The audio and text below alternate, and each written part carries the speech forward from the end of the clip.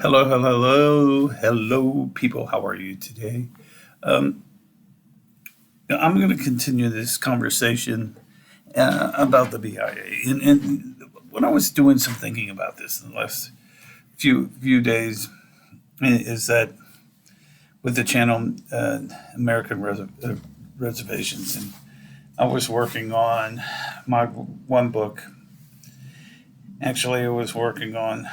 I read something that I got a book on the Colombian Exchange. And the Colombian Exchange is about the interaction of Western Europeans with native people, in South America, Central America, North America, and this interaction and how the Western Europeans, had already had the resistance from the flu, smallpox, the Black Plague, and that interaction of that would eventually decimate most of North America, Native American people, as well as it would also lead to, because of that Colombian exchange, would lead to the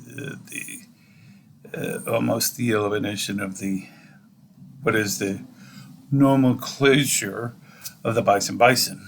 In other words, because the Spanish, as well as the Europeans, would bring oxen and also horses, namely the Spanish horses, and introduce them, and we'd get horses, and they're not native to North America.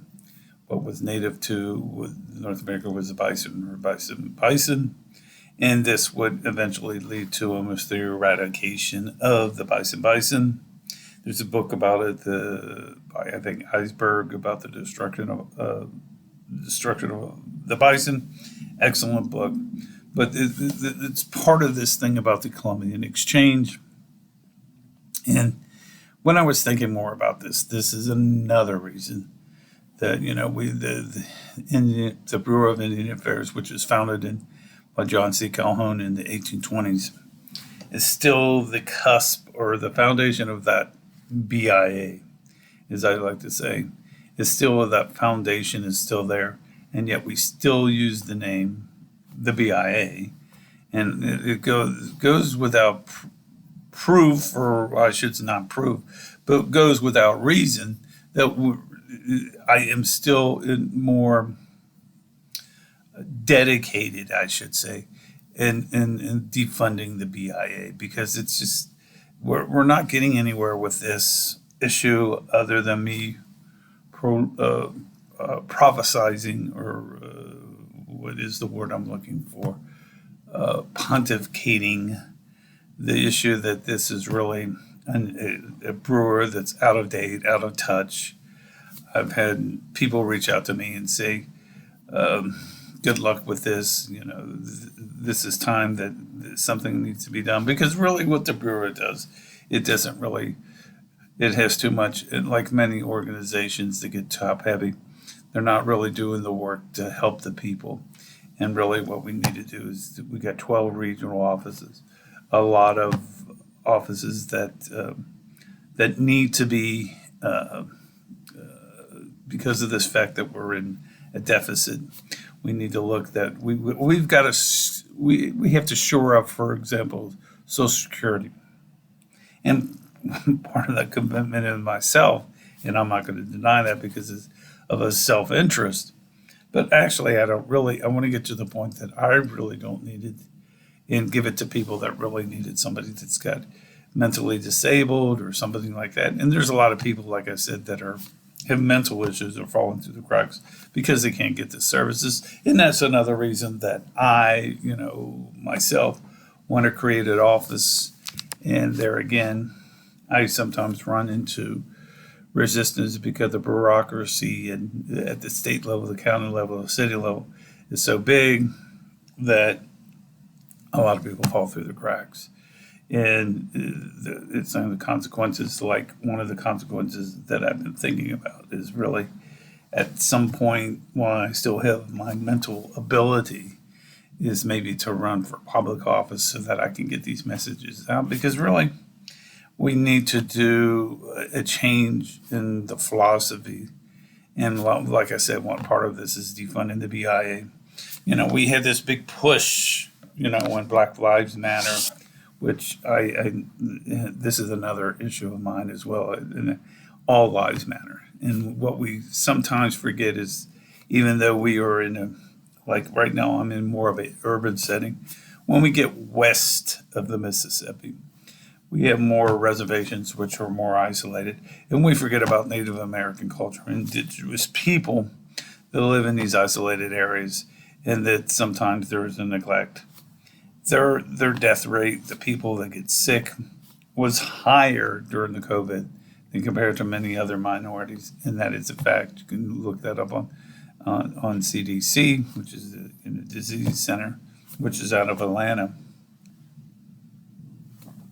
So, and yet we cater to growing the government. And when we look at things that we can really restructure and save money, that is one area that we can do. And it would also empower people. So, we had this big issue about defunding the police department. My big component is we defund the BIA. I wrote a letter an op letter, and I believe I got a letter from one of the, I believe Washington things said, good luck, this is an issue that needs to be. But we told me good luck with it. I don't know whether they're going to print it or not, but it's a lengthy letter about defunding the BIA. And so getting back to my approach, which I want to talk about anyway, getting back to my approach is that we need to defund the BIA and help more Native American cultures. And that's one reason that when I look at things that, I feel this is important. I'm going to pick up I took some courses take some course in risk management. I did some reading about that. Excuse me, over the weekend and preferably yesterday, because I had some time. And really what I'm seeing with this risk management is within law that I'm taking is that this can coincide what I really want to do when it concerns indigenous people. So part of this would be like, what are we doing? The liability issues, and the issue becomes, are we really servicing the people? And they are people. Are we giving the best service to many of the reservations and the individual reservations? And the answer to that question, folks, is absolutely not. And so, in other words, this is another waste. Then some of the waste I also see is in NASA. Granted that we've got a Starliner sitting up at the station that we can tell there's issues with that, government issues, and they do testing.